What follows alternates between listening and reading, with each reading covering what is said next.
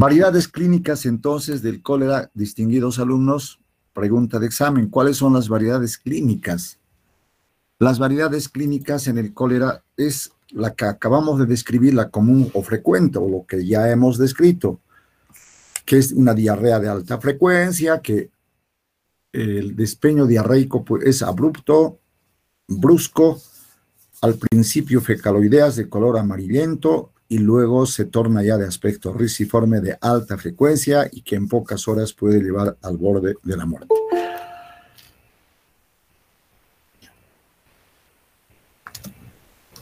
Tenemos también la otra variedad que es subclínica o atenuada, en todo caso esta es leve, como su nombre indica, subclínica, y tenemos la otra que es grave, fulminante, cuya frecuencia puede ser 50, 100 o más.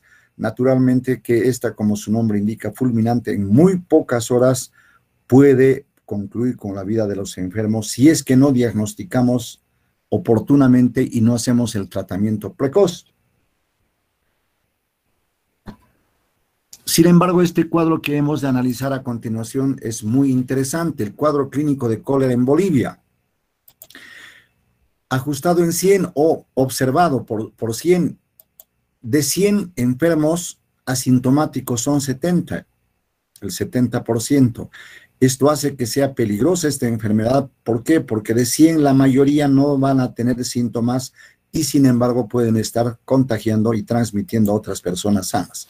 Las diarreas comunes, confundibles, como sucedió en La Paz, con los clínicos de La Paz, es el 25%, o sea, 25 van a ser diarreas comunes, negruzcas, verdíneas, fétidas, con dolor cólico, etcétera, que no va a sugerir el diagnóstico clínico de cólera, sino podríamos confundir con amebiasis, podríamos confundir con balantidiosis, podríamos confundir con shigellosis, etcétera, o con enterosalmonelas.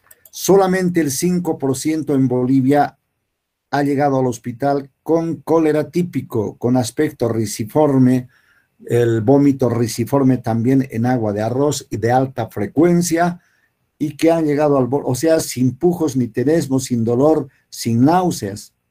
El resto ha cursado con fiebre, ha cursado con náuseas, vómitos,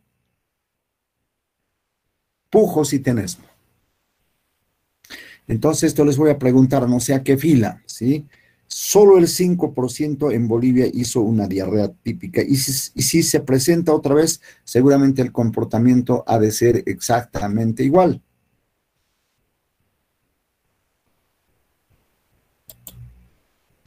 El diagnóstico, jóvenes.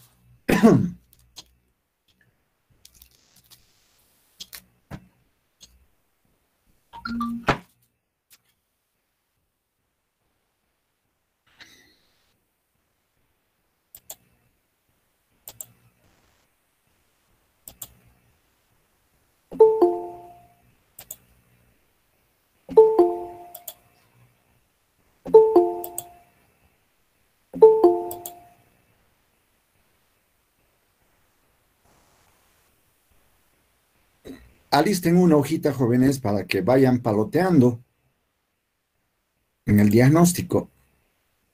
Preparen una hojita y hagan 4 columnas.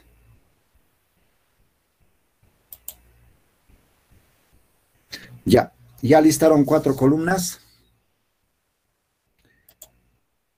Ahí está. Ya, 4 columnas, sí. Entonces, empezamos, jóvenes, rapidito para avanzar. Anotamos ahí criterios. Caso A, caso B y caso C. ¿Ya lo hicieron?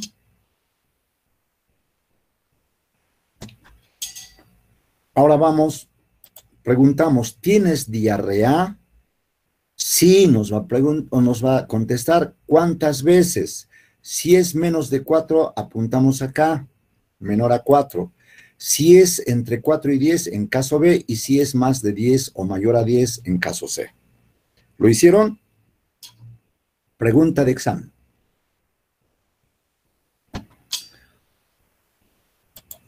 ¿Vómito tienes? Sí o no. No. Entonces, en el caso A, ¿Tienes? Sí, pero pocos. ¿Tienes vómitos? Sí, y frecuentes. Entonces, anotamos así. Ninguno, pocos o frecuentes. Sed, normal. O sea, toma agua, o sea, su sed es normal. En el caso B, tiene una sed intensa, porque ya está deshidratado. En el caso C, está muy deshidratado, sin embargo, ya no puede beber. Está exhausto, no puede beber. Orina, en el caso A normal, en el caso B disminuida, oligúrica u oliguria, en el caso C anuria 6 horas. Pregunta de examen esto, 6 horas es lo máximo que podemos tolerar porque es peligroso, ni siquiera 4 o 5 horas. Pero aquí, si viene inmediatamente, hay que administrar líquidos porque si no se presenta necrosis tubular aguda, una insuficiencia renal. Eso es muy peligroso. Esto voy a preguntar. Anuria 6 horas es muy peligroso. Ahí está el asterisco. Hay que actuar inmediatamente porque si no actuamos puede morir el enfermo. El estado general en el caso A es bueno, en el caso B está irritado, en el caso C puede estar somnoliento, inconsciente o convulsionando. Está deteriorado el sensorio. El Glasgow acaba de estar crítico. Lágrimas. En el caso A presentes, disminuidas para el caso B y ausentes en el caso C. Como comprenderán, son preguntas de examen porque evalúan la situación de cada enfermo según los casos A, B o C.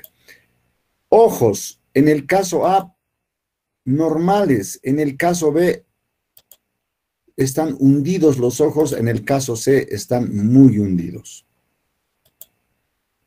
Boca y lengua húmedas en el caso A, secas en el caso B y muy secas en el caso C.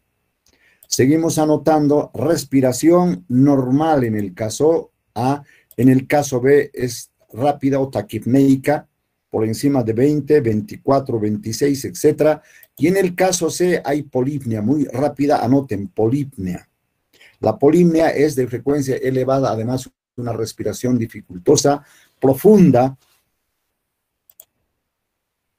La piel, RPC, ¿qué es RPC? Recuperación del pliegue cutáneo. En el caso A es rápida esta recuperación, en el caso B es lenta y en el caso C prácticamente se queda, es muy lenta. El pulso en el caso A es normal, en el caso B un pulso rápido y en el caso C muy rápido, imperceptible, celer, lo que se llama también, y débil además. La fontanela, esto en los niñitos, normal. En el caso B está la fontanela deprimida. En el caso C, muy deprimida. Diagnóstico. Acá yo quiero que me ayuden, es la parte más complicada. Esto sería caso A. ¿Y este otro qué sería en verde? Caso B. Qué feroz. Muy bien, exactamente. Ahora viene la parte más difícil. ¿Este en rojo qué sería? Caso C. Caso C. Qué feroces estos alumnos. Ahora, tratamiento. Para el caso A, ¿qué plan aplicamos? Plan A. ¿Y para el caso B? Plan B. Plan B. Ahora lo más difícil, para el caso C. Plan C. Me están impresionando gratamente. Exactamente es así.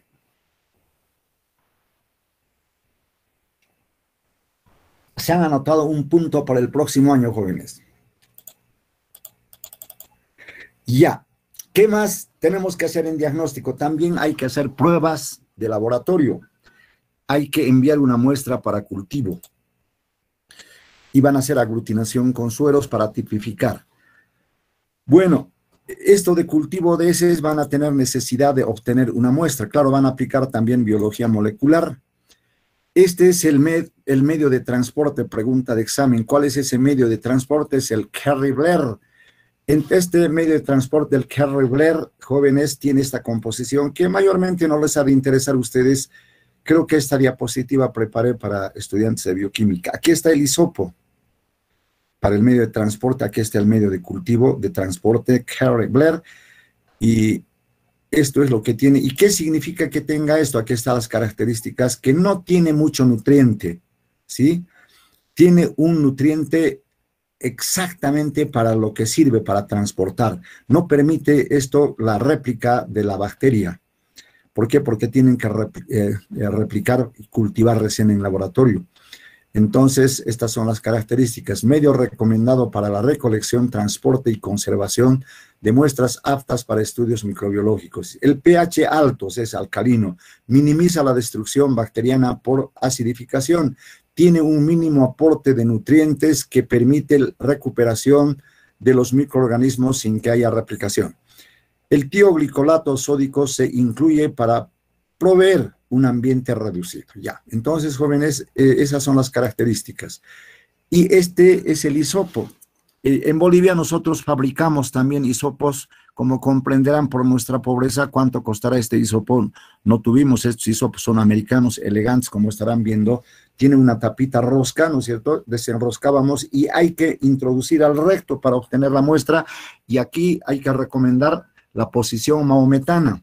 Hay que darle un papelito, guante si es posible, o a veces suficiente un papel.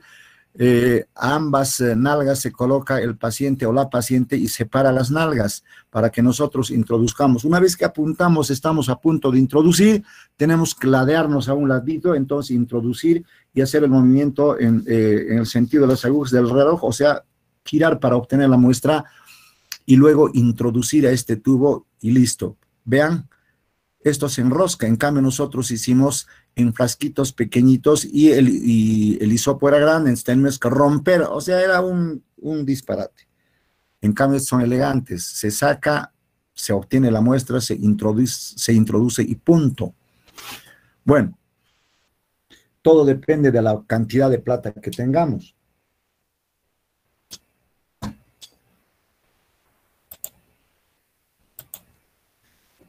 Esto preparé, como les dije, para estudiantes de bioquímica. No creo que les interese esto. Si es, tal vez pueden ver para su curiosidad. Etapa de enriquecimiento, 3 a 4 horas en medio líquido y hasta colonias amarillas. El medio de transporte o de cultivo TCBS. Esto entienden más los estudiantes de bioquímica. Entonces, esto pasaremos rapidito. Prueba rápida. Esto sí, pregunta de examen para todas las filas. Las pruebas rápidas, jóvenes, sí, en coaglutinación somático 1 se llama, en 2 o 3 horas ya podemos diagnosticar etiológicamente un caso de enfermedad diarreica aguda. El tratamiento. El tratamiento para el plan A es ambulatorio, pregunta de examen para la fila 1, ¿ya? ¿Cómo es el tratamiento ambulatorio? ¿Por qué? Porque no está deshidratado, pero tiene diarrea, aunque sea 1, 2 o 3 veces al día puede deshidratarse si no tratamos. Entonces, sales de rehidratación oral a libre demanda. Acá no hay una urgencia, pero a libre demanda se llama también ad libitum. ¿Cuál es el antibiótico que hemos de administrar? Tetraciclina, 500 miligramos cada 6 horas por 3 a 5 días. Si los casos son esporádicos en poca cantidad, jóvenes, este es un tratamiento ideal, deberíamos hacer esto, ¿sí? Pero si son miles los casos, ya no nos damos el lujo de estar controlando a un enfermo en 3,000 o en 1,000 casos cada 6 horas y nada menos que durante 3 o 5 días. No lo podríamos hacer. Entonces, para eso ya no sirve este tratamiento. Pero puede servir este. A los contactos, la doxiciclina es una tetraciclina de acción retardada. Pregunta para la fila 2. ¿Cuál es la dosis esquema? 300 miligramos dosis única. Vienen comprimidos de 100 miligramos, por lo tanto hay que dar 3. A veces viene también en 300 miligramos, en ese caso un solo comprimido, pero el esquema es 300 miligramos dosis única. Este tratamiento tiene una excelente adherencia porque no nos estamos preocupando en el enfermo a qué hora le toca, cuántos días no, sino es dosis única y punto. Y luego medidas de educación sanitaria, que se debe lavar las manos después de las necesidades fisiológicas. Debe lavarse las manos antes de todas las comidas. No sé si les conté, nosotros tuvimos, a ver qué les digo, una experiencia, un pasaje anecdótico en el coloquio internacional del área andina sobre tratamiento y manejo del cólera.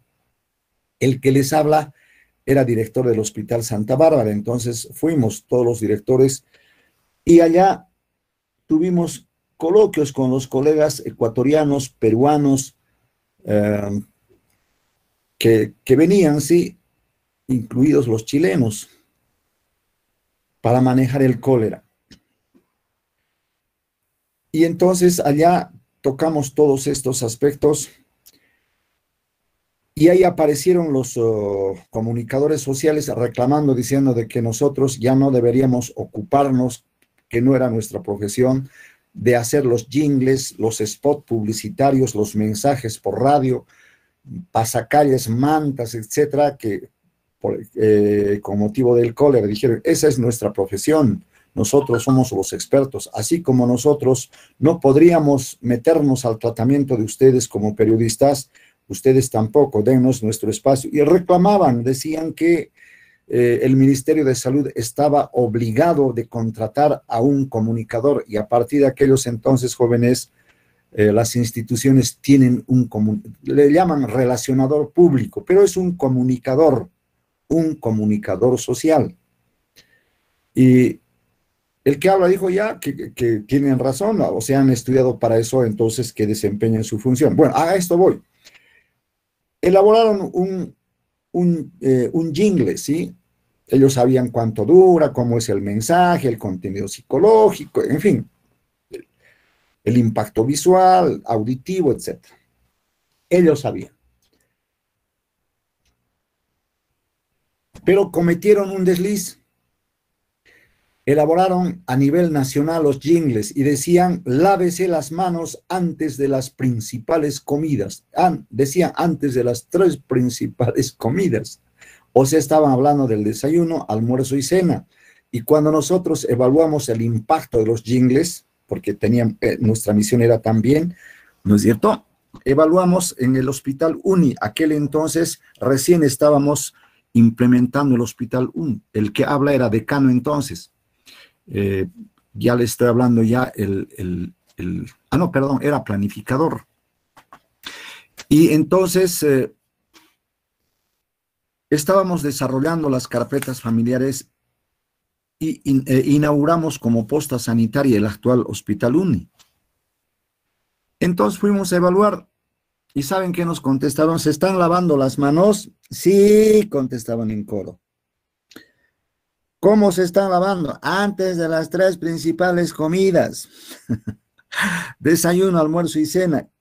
Y ustedes saben muy bien, sobre todo los cochalas, ¿no es cierto? Y la sahra hora, o sea, la hora mala, el refrigerio, ¿no es cierto? Que a las 10 de la mañana o a las 3 de la tarde. No, porque el jingle dice solamente en las 3 principales comidas, vean. Después estos mismos licenciados en comunicación hicieron un jingle. Teatralizaron muy bonito e hicieron hablar al vibrión cólera como un monstruito verde, un ser de color verde. ¿Y saben qué decían? ¡Ah!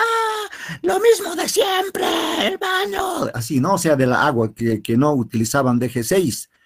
Entonces, felices, o sea que no les estaba haciendo nada, pero de repente aparecía DG6. ¡Oh! Morían los monstruitos verdes. Y fuimos a evaluar el impacto de ese jingle, del mismo baño de siempre, y luego cuando aplicaba DG6 lloraban o morían. Entonces preguntamos en el manzano que hacíamos con los alumnos y dijimos, señor, usted está lavando, está aplicando DG6 o hipoclorito, etcétera, ¿no? No, ¿por qué? Porque no, de nuestra pila no salen los sapitos verdes, no fulana a su esposa. Vean.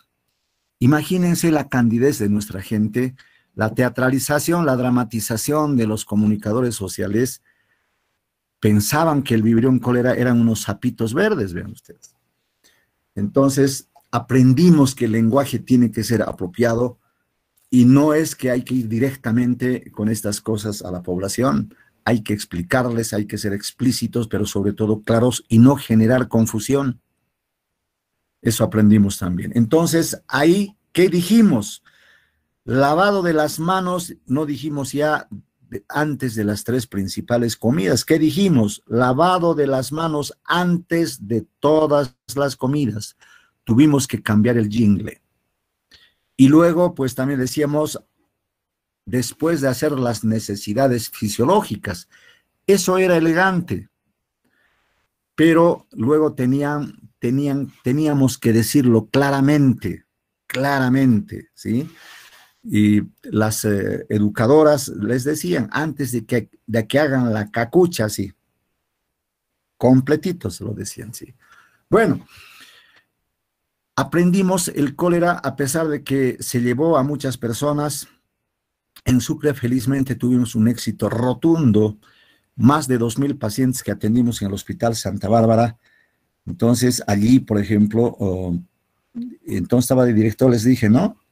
Implementamos una sala de atención del cólera de infectología con camillas fenestradas para los casos A y B. De 2.000 y tantos pacientes que atendimos, solamente fallecieron 2. Uno que tenía una cardiomiopatía dilatada y otro que tenía un problema renal. Y vean ustedes, la tasa de letalidad fue ínfima, ínfima. ¿Y por qué? Porque habíamos tenido la oportunidad de ver el desliz que cometieron los médicos, nuestros colegas en La Paz, que esperaban un cólera típico. Con esa enseñanza, nosotros dijimos, toda diarrea es cólera, entre tanto no se demuestre lo contrario. Y con los jingles, con las reuniones, educación sanitaria, el club de madres en los hospitales, etcétera, etcétera, a las mamás les motivamos o las motivamos y concientizamos a tal grado que ellas aprendieron a consultar a la primera diarrea a cualquier posta sanitaria o al hospital. Entonces, contuvimos muy bien el cólera. Entonces, esto nada más para las medidas de educación sanitaria. Hay que decirles que se laven las manos, y tan importante es el lavado de las manos, jóvenes, tanto para la COVID-19 como para las enfermedades diarreicas agudas. Y luego tenemos que decirles también que consuman agua potable y agua hervida para su salud. Y tenemos que decirles también que consuman verduras, pero de huertos de calidad. Y entonces, en tiempos de cólera, hasta desaconsejábamos de que consuman verduras hasta que pase el cólera. Así fue. Este es el plan A. Ad libitum, quiere decirle a libre demanda, cada que quiere el niño. Y este es el tratamiento para, la pregunta para todas las filas es el tratamiento de la Organización Mundial de la Salud, que frente a miles y miles y miles de casos que sucedió en Haití, un terremoto desgraciadamente rompió la alcantarilla y se contaminó y explosionó o brotó una epidemia de gran magnitud, y entonces emplearon, hagamos el cuadrito si quieren ustedes, ya verán ustedes cómo anotan. Adultos, el enfermo adulto, primera opción, doxiciclina 300 miligramos dosis única. Ustedes me dirán, ¿y por qué no emplean tetraciclina? Es que en Haití, jóvenes, frente a tantos y miles de casos, ya no tenían tiempo para estar controlando cada 6 horas durante 3 a 5 días, sino que un solo contacto, vaya a saber si lo volvían a ver, ¿no es cierto? Entonces emplearon 300 miligramos dosis única. Primera opción. La segunda opción, ciprofloxacina. La ciprofloxacina, jóvenes, se da 500 o 750 miligramos cada 12 horas, pero en el cólera en Haití prefirieron utilizar 1 gramo, o sea, 2 tabletas de 500 miligramos por vía oral, dosis única, listo. Ahí ya nadie discutió, pero es una quinolona de segunda generación que hay que dar cada 12 horas. Sí, ¿y qué? Es un poco como dijese. Prefirieron dar, ¿no es cierto?, una dosis masiva, no solo 500, sino 2 tabletas de 500, 1 gramo, dosis única. ¿Por qué? Porque tenían miles de pacientes y no tenían tiempo de controlar cada 12 horas. O acitromicina, este tratamiento un poco más caro, pero excelente tratamiento. Ustedes saben muy bien que la acitromicina se da 500 miligramos dosis única, la dosis habitual, pero en este caso igual doblaron 1 gramo dosis única vía oral y pare de contar. Yo no sé a qué fila preguntaré, creo que a todas las filas. Embarazadas, esto para las damitas. ¿Cómo hay que hacer el tratamiento a las embarazadas? No sé qué ha pasado.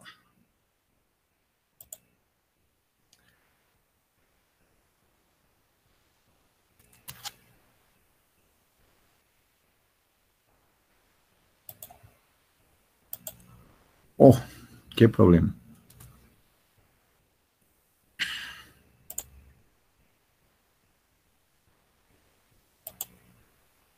Ya, estábamos acá entonces, jóvenes, ¿sí? Esto ya habíamos visto. En las embarazadas, como notarán, las embarazadas solo hay una opción. ¿Qué vamos a darles? Acitromicina, 1 gramo, dosis única, y pare de contar. También podemos dar eritromicina, 500 miligramos cada 6 horas durante 3 días. Pero repito una vez más, si son miles no podremos hacer eso. Entonces, ¿qué es lo que vamos a preferir? Acitromicina, 1 gramo, dosis única. Y listo. Niños mayores de 1 año que pueden deglutir. Entonces, ¿qué vamos a dar? Acitromicina, 20 miligramos kilogramo peso, dosis única. O, si no hay muchos pacientes, podríamos dar 12.5 de eritromicina cada 6 horas durante 3 días. Pero repito una vez más, si hay miles no podremos darnos ese lujo. Ciprofloxacina, suspensión o tabletas. Como pueden deglutir, podemos dar también tabletas, 20 miligramos kilogramo peso, dosis única. O doxiciclina, suspensión o tabletas, 2 a 4 miligramos por kilogramo peso por vía oral, dosis única. Esto seguramente voy a preguntar a la fila 3. Niños mayores de 1 año que no pueden deglutir. Entonces, es la misma dosis anterior, solo que hay que dar en suspensión. Igual acá, la ciprofloxacina o la doxiciclina en suspensión. O tabletas que hay que triturarlas y entonces hacerles tomar. Mejor si es en suspensión. Eso es lo que les voy a preguntar, distinguidos jóvenes. El plan B. El plan B hay que internar a un hospital. ¿Para qué se interna al hospital? Pregunta de examen para la fila 2. Internar el plan B. ¿Para qué? Para dar, ¿sí?, a una unidad de rehidratación oral. ¿Qué vamos a dar? Sales de rehidratación oral con sonda nasogástrica, si posible, si es frecuente, y tetraciclina, 500 miligramos cada 6 horas durante 3 a 5 días, si es que no hay muchos pacientes. Contactos, doxiciclina, 300 miligramos, dosis única. Si hay muchos pacientes, preferimos esto darles a los enfermos como a sus contactos. Medidas de educación sanitaria, las mismas que para el plan A. El plan C, ahí está el plan C, jóvenes, sí. Repito una vez más, el plan B es ambulatorio u hospitalario. Hospitalario. Muy bien. ¿Y para qué hospitalizamos? Para poder darle una buena rehidratación. Ya, hasta tal vez es necesario utilizar sonda nasogástrica, pero ojo, es solo vía oral. No es para administrar soluciones. Por ahí en el examen les digo, usted sabe muy bien, distinguido alumno, que el caso B de cólera se debe internar al hospital porque hay que administrar soluciones como Ringer lactato o solución fisiológica. ¿Falso o verdadero? Falso, doctor. Muy bien, así me van a contestar. Plan C, ahora sí el plan C. Internar a un hospital o unidades de rehidratación oral también, porque allá también mejor lo quitaremos este concepto, ¿ya? Internar a un hospital. Porque por ahí ustedes se van a confundir. Ahí está. Entonces, decimos, internar a un hospital. Rehidratación parenteral, eso sí. Esto me van a contestar así. 4 vías, si posible, ¿sí? Los 2 miembros superiores e inferiores. ¿Por qué? Porque aquí se nos está yendo el paciente. Tetraciclina, 500 miligramos cada 6 horas, si es que no son muchos los pacientes. Si no, ya saben, doxiciclina, 300 miligramos, dosis única a los contactos. Y si hay muchos pacientes, también a ellos. Todo depende cuán atareados estamos y si vamos a tener tiempo de atender a un solo paciente teniendo miles. Medidas de educación sanitaria, las mismas, distinguidos alumnos, que del caso A, del caso B. Que se lave las manos después de hacer el 1, el 2, etcétera, y después y antes de todas las comidas. Ahí están las soluciones. Bueno, yo no sé por qué tengo esto, pero bueno, ya que más da. Estas son las camas fenestradas. Esto está a nivel de piso, bien. Y nosotros hicimos más o menos a 104 centímetros a mi cintura yo diseñé esas camitas y para que los médicos atiendan con mucha comodidad, porque de cuclillas no podrías atender. Con el primer paciente ya hay fatiga muscular y no podrías ni caminar. Esas son las camas fenestradas. Nosotros hicimos el plan para el caso C y para el caso B. El caso B era únicamente rehidratación oral y el caso B la parenteral. Ahí está el transporte, bien. Los pacientes choqueados, bien, con calambre o ya inconscientes. Miren cómo han tenido que emplear, vean, estos son los casos C. Atriles humanos, bien. Aquí hay algo más interesante aún. Otras alternativas de tratamiento, jóvenes, no vayan a creer que es solo eso, pero si hay miles, la doxiciclina y la acitromicina. Y la ciprofloxacina. La ciprofloxacina es una quinolona de segunda generación y cada 12 horas, pero en el cólera han empleado dosis duplicada en una sola dosis. La amoxicilina, un antibiótico de amplio espectro, es una penicilina de amplio espectro, podemos dar, ahí está la dosis, 25 a 50 miligramos kilogramo peso durante 5 días. El cotrimoxazol es excelente, jóvenes, yo he utilizado bastante ambos medicamentos o con la tetraciclina. El cotrimoxazol es sulfametoxazol y trimetoprim, 160, 800, este es el cotrimoxazol forte. Una tableta cada 12 horas, ¿qué tiempo? Durante 3 a 5 días. La furazolidona, 5 a 8 miligramos, kilogramo peso, durante 3 a 5 días. Niños menores de 6 años, pregunta, ¿sí? No administrar tetraciclinas, jóvenes, ¿sí? Esta es una prohibición, aunque como es solo por 3 a 5 días, si no tenemos otro antibiótico, podríamos dar, pero ojo, por norma no se debe dar. ¿Por qué? Los efectos son las pigmentaciones. Si la tetraciclina en niños menores de 6 años provoca esto, bien. Entonces, por eso no se debe dar esto. En los huesos y en el diente. Ahí está la tetraciclina, ¿sí? Vean, imagínense esto en los países asiáticos era grave. Vean. Miren este atril humano. Tanta es, vean, no tienen que. Entonces este hombre se está sacrificando, ¿no es cierto?, para que administren rápidamente, ¿sí? A chorro. Hasta eso, o sea, esto parece que es en Cochabamba, vean.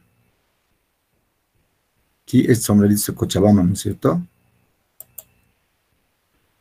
Tratamiento, ahí están las sales de rehidratación oral. Yo sé que es un chiste, pero les voy a preguntar, ¿cuál es el contenido? Cloruro de potasio 1.5 gramos, cloruro de sodio 2.5 gramos, mnemotécnico, 1.5 a 2.5. Bicarbonato sódico o citrato o trisódico 2.8 gramos y la glucosa anhidra 20 gramos. Esta es la bomba, este tratamiento, la administración de salas de rehidratación oral, pregunta de examen, jóvenes, se basa en la bomba de glucosa que está intacta, que no se daña. Y esa vía aprovechamos para administrar. Aquí está la glucosa, perdón. Aquí está la glucosa en polvo. Entonces, ahí aprovechamos, ¿sí? Para que por esa bomba, por esa vía, o mejor dicho, con la glucosa administramos porque en el organismo la bomba de glucosa no está dañada.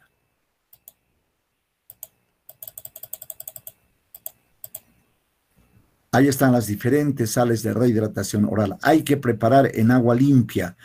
Y obviamente, pues, este es el suero casero que están utilizando con limón para reemplazar el potasio, pero es barato, las diferentes sales de rehidratación oral. Hay que preparar en 1 litro de agua hervida si es posible, si no, que sea condición sine qua non agua limpia. Profilaxis, aquí vamos a hablar, este fue el señor Jaime Ferrán. En el año 1885 había inventado la vacuna contra el cólera. Y aquí está, vean, él está implementando su vacuna. Es una fotografía antiquísima. Las actuales vacunas anticoléricas. Tenemos actualmente 2 tipos de vacunas, pregunta de examen, inocuas y eficaces, a base de bacilos muertos, enteros. Una de ellas es la Dukoral, la vacuna Dukoral monovalente con bacilos enteros del serotipo somático 1 y contiene la subunidad B de la enterotoxina de la enterotoxina, jóvenes, ¿sí? Recombinada. Esa es la fórmula, ¿sí? Ambas brindan la protección en un 50% o más. Al cabo de 4 a 6 meses de su aplicación, la vacuna Dukoral confiere, vean ustedes, ¿sí? 85% a 95%. Entonces, cuando hay un brote epidémico de grandes dimensiones, vale la pena administrar. Y aquí está la Shanghol, que se llama, para nosotros la Shanghol, brinda protección a más largo plazo contra vibrión cólera somático 1 y somático 139 en niños menores de 5 años de edad. Ambas vacunas se administran en 2 dosis, separadas por un intervalo que dura una semana o un mes y medio, eso depende, ¿sí? Pero estos métodos o medios o formas de administrar son absolutamente normales, opcionales. La vacuna que contiene la subunidad B-Dukoral se disuelve en 150 mililitros de agua salubre, dice. Entonces, cada vacuna tiene su indicación para la administración. Ahí está la vacuna Dukoral. ¿Y qué aspectos epidemiológicos? Tiene que ver, ¿no es cierto?, con la higiene, cómo se previene la enfermedad, la higiene cuidadosa de las personas, lavado de las manos, fundamental. La higiene de los alimentos en su almacenamiento, preparación y consumo. Eso tiene que ver de qué mercado, qué tipo de verduras compras, etc. La higiene del medio ambiente, del agua y de la disposición de excretas. Eso es muy importante, que los huertos no sean regados con aguas hervidas. Eso quiere decir que tengamos un buen drenaje de alcantarilla y que las aguas, los arroyos y manantiales no sean contaminados con la materia fecal de los enfermos. Y esto fue lo que dijeron mis alumnos: lavado de manos antes de preparar alimentos, antes de consumir alimentos, después de manipular dinero. Se dice que no hay muchas, pero si manipulas dinero, no está mal que te laves. Después de usar el servicio higiénico, después de toser o estornudar y se ha cubierto la boca con las manos. Estas son las recomendaciones de mis exalumnos. ¿Cómo hacer segura el agua mediante su desinfección con cloro? Aquí está, para 1 litro, 3 gotas, 30 litros, una cucharadita, casi 5,000 litros, 1 litro. Estas son las formas que, si les es útil, pueden emplear, porque aquí está. Agregue a 1 litro de agua, dice, 4 cucharaditas, o sea, 16 gramos de hipoclorito para uso de piscinas, o 10 cucharaditas, 40 gramos de polvo blanqueador de ropa. Esas son las concentraciones que pueden utilizar ustedes, inclusive para la COVID-19. Eso es todo, distinguidos alumnos, y hemos terminado. Y antes que se arrepientan, anoten, jóvenes, o antes de abandonar, mejor dicho, anoten escarlatina.